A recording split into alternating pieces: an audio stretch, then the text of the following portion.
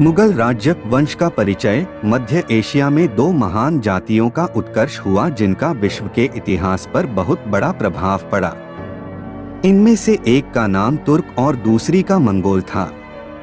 तुर्कों का मूल स्थान तुर्किस्तान और मुगलों या मंगोलों का मंगोलिया था। यह दोनों ही जातियां प्रारंभ में खानाबदोश थीं और अपनी जीविका की खोज में इधर उधर घूमा करती थीं। यह बड़ी ही वीर, साहसी तथा लड़ाकू जातियां थीं और युद्ध तथा लूट मार करना इनका मुख्य पेशा था। यह दोनों ही जातियां कबीले बनाकर रहती थीं और प्रत्येक कबीले का एक सरदार होता था जिनके प्रति कबीले के लोगों की अपार भक्ति होती थी। प्रायः यह कबीले आपस में लड़ा करते थे, परंतु कभी कभी वह वीर तथा साहसी सरदारों के नेतृत्व में संगठित भी हो जाया करते थे। धीरे धीरे इन खानाबदोश जातियों ने अपने बाहुबल से अपनी राजनीतिक संस्था स्थापित कर ली और कालांतर में इन्होंने न केवल एशिया के बहुत बड़े भाग पर वरन दक्षिण यूरोप में भी अपनी राज सत्ता स्थापित कर ली। धीरे धीरे इन दोनों जातियों में वैमनस्य तथा शत्रुता बढ़ने लगी और दोनों एक दूसरे की प्रतिद्वंदी बन गईं। तुर्क लोग मुगलों को डोट घोर घृणा की दृष्टि से देखते थे। इसका कारण यह था कि वे उन्हें असभ्य, क्रूर तथा मानवता का शत्रु मानते थे। तुर्कों में अमीर तैमूर तथा मुगलों में चंगेज खां के नाम अत्यंत प्रसिद्ध हैं। यह दोनों ही बड़े वीर, विजेता तथा साम्राज्य संस्थापक थे। इन दोनों ही ने भारत पर आक्रमण किया था और उसके इतिहास को प्रभावित किया था। चंगेज खां ने दास वंश के शासक इल्तुतमिश के शासनकाल में और तैमूर ने तुगलक वंश के शासक महमूद के शासन काल में भारत में प्रवेश किया था।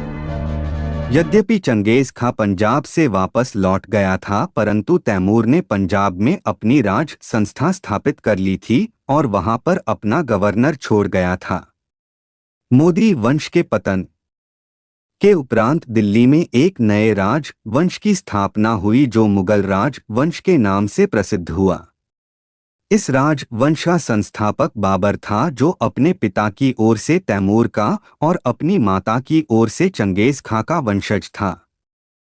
इस प्रकार बाबर की धमनियों में तुर्क तथा मंगोल दोनों ही रक्त प्रवाहित हो रहे थे, परंतु एक तुर्क का पुत्र होने के कारण उसे तुर्क ही मानना चाहिए, न कि मंगोल। अतएव दिल्ली में जिस राज वंश की उसने स्थापना की उसे तुर्क वंश कहना चाहिए, न कि मुगल वंश। परंतु इतिहासकारों ने इसे मुगल राज वंश के नाम से पुकारा है और इसे इतिहास की एक जटिल पहेली बना दिया है। अब इस राज वंश के महत्व पर एक विहंगम दृष्टि डाल देना आवश्यक है। मुगल राजवंश का महत्व। मुगल राजवंश का भारतीय इतिहास में बहुत बड़ा महत्व है। इस राजवंश ने लगभग 200 वर्षों तक भारत में शासन किया।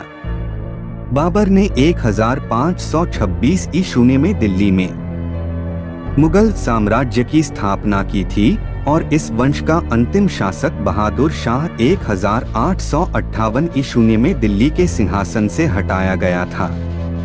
इस प्रकार भारतवर्ष में किसी अन्य मुस्लिम राजवंश ने इतने अधिक दिनों तक स्वतंत्रता पूर्वक शासन नहीं किया जितने दिनों तक मुगल राजवंश ने किया। केवल काल की दृष्टि से मुगल राजवंश का भारतीय इतिहास में महत्व है, वरन विस्तार की दृष्टि से भी बहुत बड़ा महत्व है। मुगल सम्राटों ने न केवल संपूर्ण उत्तरी भारत पर अपना एक छत्र साम्राज्य स्थापित किया, वरन दक्षिण भारत के भी एक बहुत बड़े भाग पर उन्होंने अपनी प्रभुत्व शक्ति स्थापित की। मुगल सम्राटों ने जितने विशाल साम्राज्य पर सफलतापूर्वक शासन किया, उतने विशाल साम्राज्य पर अन्य किसी मुस्लिम राजवंश ने शासन नहीं किया। शांति तथा सुव्यवस्था के दृष्टिकोण से भी मुगल राजवंश का भारतीय इतिहास में बहुत बड़ा महत्व है। मुसलमानों में उत्तराधिकार का कोई निश्चित नियम न होने के कारण सल्तनत काल से राजवंशों का बड़ी तेजी से परिवर्तन होता रहा। इसका परिणाम ये होता था कि राज्य में अशांति तथा कुव्यवस्था फैल जाती थी और अमीरों तथा सरदारों के षड्यंत्र निरंतर चलते रहते थे। मुगल राज्य काल में एक ही राज वंश का निरंतर शासन चलता रहा। इससे राज्य को स्थायित्व प्राप्त हो गया। इसमें संदेह नहीं कि मुगल सम्राटों ने साम्राज्यवादी नीति का अनुसरण किया और विजय यात्राएं की, परंतु वे अपने राज्य में आंतरिक शांति तथा सुव्यवस्था बनाए रखने में पूर्ण रूप से सफल सिद्ध रहे। इस आंतरिक शांति तथा सुव्यवस्था के परिणाम बड़े महत्वपूर्ण हुए। मुगल सम्राटों ने अपने संपूर्ण राज्य में एक प्रकार की शासन व्यवस्था स्थापित की, एक प्रकार के नियम लागू किए और एक प्रकार के कर्मचारियों की नियुक्ति की। इससे एकता की भावना के जागृत करने में बड़ा योग मिला। शांति तथा सुव्यवस्था के स्थापित हो जाने से देश की आर्थिक उन्नति बड़ी तेजी से होने लगी। इससे राज्य के वैभव तथा गौरव में बड़ी वृद्धि हो गई। मुगल सम्राटों का दरबार अपने वैभव तथा अपने गौरव के लिए दूर दूर तक विख्यात था। वे न केवल स्वयं वरन उनकी प्रजा भी सुखी तथा संपन्न थी। देश की संपन्नता का परिणाम हमें उस काल की कला की उन्नति पर स्पष्ट रूप से परिलक्षित होता है। दिल्ली, आगरा तथा फतेहपुर सीकरी में जिन भव्य भवनों, मस्जिदों, मकबरों तथा राज प्रसादों का निर्माण किया गया है, वे उस काल की स्मृति के द्योतक हैं। ताजमहल, तख्ते ताउस, कोहिनूर आदि इस काल की संपन्नता के ज्वलंत प्रमाण हैं। सभी ललित कलाओं की इस काल में उन्नति हुई, जिनका विकास केवल शांतिमय वातावरण में ही हो सकता है। साहित्य की चरमोन्नति भी इस काल की संपन्नता तथा शांतिमय वातावरण की द्योतक है। वास्तव में मुगल काल का गौरव अद्वितीय तथा अनुपम है। मुगल सम्राटों ने भारतीय इतिहास में एक नई नीति का सूत्रपात किया। वह नीति थी सहयोग तथा सहिष्णुता की। इस काल में सल्तनत काल की भांति धार्मिक अत्याचार नहीं किए गए। यद्यपि बाबर ने भारत में हिंदुओं के साथ जो युद्ध किए थे, उन्हें उसने जिहाद का रूप दिया था, परंतु इसकी यह भावना केवल युद्ध के समय तथा रण क्षेत्र में रहती थी, शांति काल में नहीं। हुमायूं ने जीवन पर्यंत अफगानों के साथ युद्ध किया और अपनी हिंदू प्रजा के साथ उसने किसी प्रकार का अत्याचार नहीं किया। उसके पुत्र अकबर ने तो पूर्ण रूप से धार्मिक सहिष्णुता तथा सुलह की नीति का अनुसरण किया। उसने हिंदुओं का आदर तथा विश्वास किया और उन्हें राज्य में ऊंचे ऊंचे पद पर नियुक्त किया। इससे मुगल राज्य को सुदृढ़ता प्राप्त हो गई। जब तक अकबर की उस उदार नीति का अनुसरण किया गया, तब तक मुगल साम्राज्य सुदृढ़ तथा सुसंगठित बना रहा, परंतु जब औरंगजेब के शासनकाल में इस नीति को त्याग दिया गया, तब मुगल साम्राज्य पतनोन्मुख हो गया। मुगल राज वंश का एक और दृष्टिकोण से बहुत बड़ा महत्व है। इस काल में भारतवासी फिर विदेशों के घनिष्ठ संपर्क में आ गए। पूर्व तथा पश्चिम के देशों के साथ भारत का व्यापारिक तथा सांस्कृतिक संबंध फिर स्थापित हो गया। पाश्चात्य देशों से यात्री लोग भारत में आने लगे, जिससे भारतीयों के साथ उनका व्यापारिक संबंध बढ़ने लगा और विचारों का आदान प्रदान भी होने लगा। इसका अंतिम परिणाम ये हुआ कि भारत में यूरोप वासियों की राज्य संस्थाएं स्थापित हुई और भारतीय सभ्यता तथा संस्कृति पर पाश्चात्य देशों की सभ्यता तथा संस्कृति का बड़ा गहरा प्रभाव पड़ा। अकबर का शासन प्रबंध। अकबर न केवल एक महान विजेता तथा साम्राज्य संस्थापक था, वरन वह एक कुशल शासक भी था। उसने अपनी शासन व्यवस्था को बड़े ही ऊंचे आदर्शों तथा सिद्धांतों पर आधारित किया था। वह पहला मुसलमान शासक था जिसने वास्तव में लौकिक शासन की स्थापना की। उसने राजनीति को धर्म से बिल्कुल अलग कर दिया और राज्य में मुल्ला मौलवियों तथा उलेमा लोगों का कोई प्रभाव न रहा। स्मिथ महोदय ने उसकी प्रशासकीय प्रतिभा तथा उसके शासन संबंधी सिद्धांत की प्रशंसा करते हुए लिखा है, अकबर में संगठन की अलौकिक प्रतिभा थी। प्रशासकीय क्षेत्र में उसकी मौलिकता इस बात में पाई जाती है कि उसने इस सिद्धांत को स्वीकार कर लिया कि हिंदुओं तथा मुसलमानों के साथ समान व्यवहार होना चाहिए। अकबर ने अपने शासन को धार्मिक सहिष्णुता तथा धार्मिक स्वतंत्रता के सिद्धांत पर आधारित किया था। वह ऐसे देश का सम्राट था जिसमें विभिन्न जातियों तथा धर्मों के लोग निवास करते थे। अकबर ने अपनी प्रजा को धार्मिक स्वतंत्रता दे रखी थी। जो हिंदू उसके दरबार में रहते थे उन्हें भी अपने धार्मिक आचारों तथा अनुष्ठानों के करने की पूरी स्वतंत्रता थी।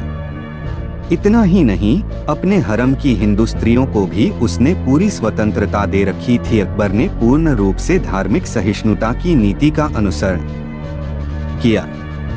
अकबर अपनी सभी प्रजा को, चाहे वह जिस जाति व धर्म को मानने वाली हो, समान दृष्टि से देखता था और अपनी जाति अथवा धर्म के कारण किसी को किसी भी प्रकार की असुविधा का सामना नहीं करना पड़ता था।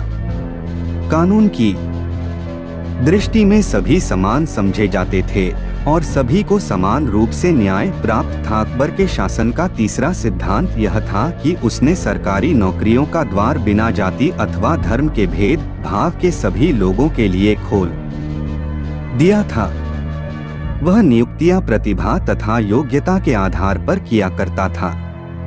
इससे योग्यतम व्यक्तियों की सेवाएं राज्य को प्राप्त होने लगीं और उसकी नींव सुदृढ़ हो गई। अकबर के शासन की सबसे बड़ी विशेषता यह थी कि वह सैन्य बल पर आधारित न था, वरन उसका मूलाधार प्रजा का कल्याण था। अकबर का शासन बड़ा ही उदार तथा लोक मंगलकारी था। वह जानता था कि जब उसकी प्रजा सुखी तथा संपन्न रहेगी तब उसके राज्य में शांति रहेगी तथा उसका राजकोष धन से परिपूर्ण रहेगा, जिसके फलस्वरूप मुगल साम्राज्य की नींव सुदृढ़ हो जाएगी। अतएव उसने अपनी प्रजा के भौतिक, बौद्धिक तथा आध्यात्मिक विकास का यथासंभव प्रयत्न किया। अकबर के शासन की यह भी विशेषता थी कि उसने सैनिक तथा प्रशासकीय विभाग के अफसरों को अलग नहीं किया था, वरन प्रशासकीय विभाग के बड़े बड़े पदाधिकारियों को सेनापति बनाकर रण क्षेत्रों में भेजा करता था। राजा टोडरमल, राजा भगवानदास मानसिंह आदि प्रशासकीय विभाग के बड़े बड़े पदाधिकारी प्राय सैन्य संचालन के लिए युद्धों में भेजे जाते थे।